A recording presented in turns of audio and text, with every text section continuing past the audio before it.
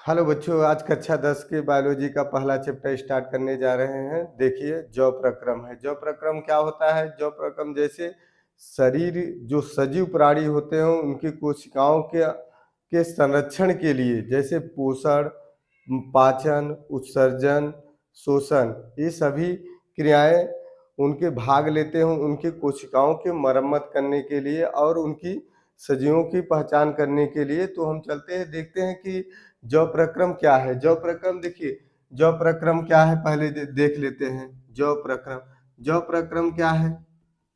जौ प्रक्रम होता है सजीवों का लक्षण। क्या होता है? सजीव का लक्षण। लक्षण होता है सजीवों का लक्षण क्या होता है? जैसे पोषण करना, पोषण करना, पाचन करना और शोषण करना। ये सब क्या है? शोषण करना और जनन करना।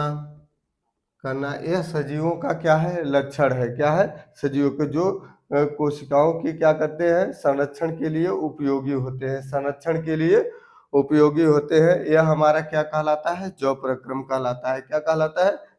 एक बार फिर दोबारा देख लीजिए, रिपीट। जौ प्रक्रम क्या है? सजीवों का लक्षण है जो कोशिकाओं के संरक्षण के लिए उपयोगी होता है या सजीवों के लक्षण के लिए उपयोगी होता है। जैसे पोषण करना, पाचन करना, उत्सर्जन करना और जनन करना, ये सब सजीवों के लिए। चलते हैं, देखते हैं जौ प्रक्रम क्या है। ऊपर से उनकी परिभाषाएं क्या है उसको देखते हैं। देखिए, उनकी परिभाषा है कि वे सभी प्रक्रम जो सम्मिलित रूप से अनुरक्षण का कार्य करते हैं। देखिए, एक शब्द मिला, अनुरक्षण। अनुरक्षण का मतलब होता है कि जो जीवों को संरक्षित करते हैं, संरक्षण प्रदान करते हैं और उनकी कोशिकाओं की देखभाल करते हैं या मरम्मत करते हैं, ठीक है, का कार्य करते हैं, वह जौ प्रक्रम कहलाता है। देखिए, सजीव प्राणियों के शरीर की मरम्मत या संरक्षण करने के लिए क्या क्या आवश्यकता होती है? हमें पोषण की आवश्यकता होती है, शोषण की आवश्यकता होती है और उत्सर्जन की और परिसंचरण की और जनन की, जिसे हम कहते हैं न्यूट्रिशन, रिस्पायरेशन, एक्सक्रेशन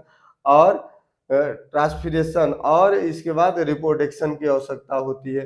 यह होती है जौ प्रक्रम। इसी को हम लोग क्या कहते हैं? जौ प्रक्रम। क्या कहते हैं? जौ प्रक्रम। इस पॉइंट को नोट कर लीजिए बच्चों। तो आगे चलते हैं। देखिए, पहला पॉइंट है जौ प्रक्रम में क्या है? पोषण। पोषण क्या होता है? जब कोई खाद्य पदार्थों को हम अंतः ग्रहण करते हैं, मुंह के द्वारा अंतः ग्रहण करते हैं, तो वह आहार नाल के द्वारा अमाशय में चला जाता है। जो उसका पाचन होता है कहाँ होता है? छोटी आंत और बड़ी आंत के में, जो स्टमच में प्रेजेंट होती है, उसमें पाचन होता है। जब वह पाचन होने के पश्चात वह किस में बदल जाता है? कार्बोहाइड्रेट में, पोषक तत्वों में बदल जाता है। पोषक तत्व कार्बोहाइड्रेट, विटामिन, प्रोटीन, वसा, ये सब क्या है? पोषक तत्व होते हैं। तो देखिए, किसी भी जीव द्वारा पोषक पदार्थों को ग्रहण करना या उपयोग करना क्या कहलाता है? पोषण कहलाता है। और जो हमें क्या करता है? हमारी शरीर जो बाहरी ऊर्जा लेकर और खाद्य पदार्थों से, बाहरी स्रोत से ऊर्जा लेकर और खाद्य पदार्थों से जो ऊर्जा प्राप्त होती है, उसको हम लोग क्या कहते हैं? पोषण कहते हैं। क्या कहते हैं? पोषण। जो हमारी कोशिकाओं के निर्माण में भाग लेता है, निर्माण करता है, जो हमारे शरीर के फॉर्मेशन के लिए बहुत ही उपयोगी होता है। तो शोषण क्या होता है? रिस्पायरेशन। शरीर के बाहर से हम क्या करते हैं? शरीर से के बाहर से मतलब वातावरण से हम ऑक्सीजन को ग्रहण करते हैं, जो हमारी कोशिकाओं को उसकी आवश्यकता होती है। आवश्यकता होकर खाद्य पदार्थों को क्या करता है? विघटन करता है। क्या करता है? विघटन करके के शोषण के लिए उपयोग, मतलब कोशिकाओं को एक प्रकार से ऊर्जा प्राप्त होती है, ऊर्जा प्रदान करता है। तो उसे हम लोग क्या कहते हैं? रिस्पायरेशन। क्या कहते हैं? रिस्पायरेशन। इस पॉइंट को नोट करिए बच्चों। देखिए, रिस्पायरेशन की ये डेफिनेशन है कि शरीर के बाहर से जो हम ऑक्सीजन प्राप्त करते हैं और कोशिका के लिए वह आवश्यक होता है, और खाद्य पदार्थ के लिए जो ऑक्सीजन की आवश्यकता होती है और विघटित करता है, उससे हमें क्या प्राप्त होती है? ऊर्जा प्राप्त होती है। क्या प्राप्त होती है? ऊर्जा। अब देखिए, हमारा ये अगला नेक्स्ट जो प्रक्रम में अगला है हमारा परिसंचरण, जिसे हम कहते हैं ट्रांसफरेशन। अब तो परिसंचरण में क्या होता है कि भोज्य पदार्थ एक स्थान से दूसरे स्थान पर मतलब शरीर के एक भाग से दूसरे भाग तक ले जाने की प्रक्रिया को हम लोग क्या कहते हैं, परिसंचरण। क्या कहते हैं, परिसंचरण। जिससे उसकी पाचन हो सके, पोषण हो सके, जिससे हमें क्या प्राप्त हो सके, पोषक पदार्थ जो हमें ऊर्जा के लिए आवश्यक है, उसे हम लोग क्या कहते हैं, परिसंचरण। आदान प्रदान की भी आदान प्रदान की प्रक्रिया को हम लोग क्या कहते हैं, पोषण, खाद्य पदार्थों के।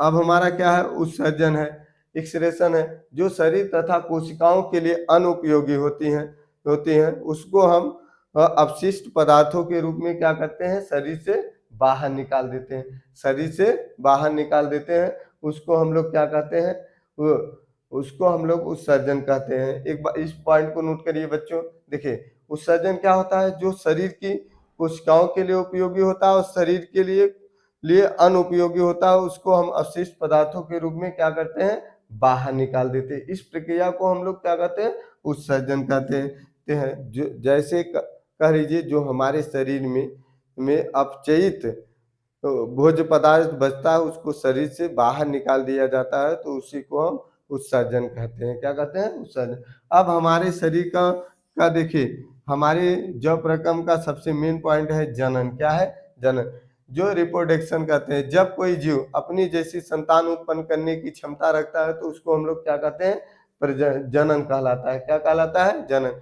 कोई भी प्राणी अगर इस पृथ्वी पर जन्म लिया है, तो अपनी पीढ़ी, अपने वंशज को बढ़ाने के लिए, अपने अस्तित्व को बनाए रखने के लिए अपनी जैसी एक संतति उत्पन्न करता है, उत्पत्ति करता है, उसी को हम लोग क्या कहते हैं, जनन। क्या कहते हैं, जनन। जनन में क्या होता है, जनन में दो प्रकार का जनन होता है। एक लैंगिक होता है, एक लैंगिक, और एक अलैंगिक। क्या होता है, अलैंगिक।